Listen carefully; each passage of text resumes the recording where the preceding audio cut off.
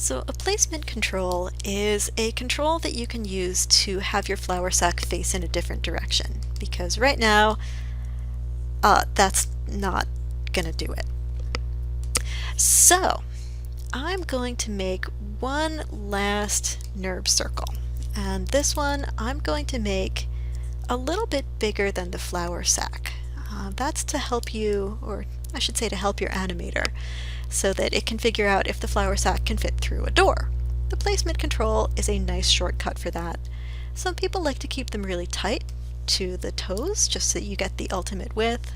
Some people like to expand them a little bit to give you some breathing room, but it's basically just a big circle.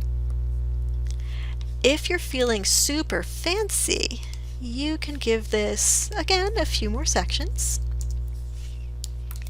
And then you can go into control vertex mode, scale this together, pull it forwards, and now you, clever boots, have made a little arrow, and that arrow points in the direction the flour sack is currently facing. Super fancy.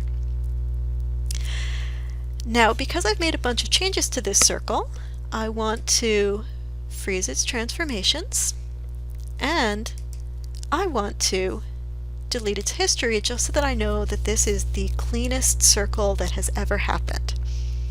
There are no inputs coming into it, there are no outputs going out of it. This is perfect. I'm going to rename it. This is my flour sack placement. If your flour sack has a name, you would put the name right here, just so that everybody who clicks on this knows what the character's name is. I'm also going to head into my attribute editor, and let's make this one yellow because it too is a middle control. Middle controls are yellow. And I know that right now it doesn't do anything. Let's make it do some stuff. This is the easiest thing. What I'm going to do is I'm going to take my controls group, and I'm going to make all of the controls children of placement. And then I'm going to take the skeleton, and I'm going to make the skeleton a child of placement. And then I'm going to stop. I'm not going to make the geometry a child of placement, just the controls and the joints, and by doing that, now I can make the flour sack face in a different direction, and I can also scale it so that it can change size to mimic the scene scale for whatever scene I need it to be in. So that's it. That's the placement control.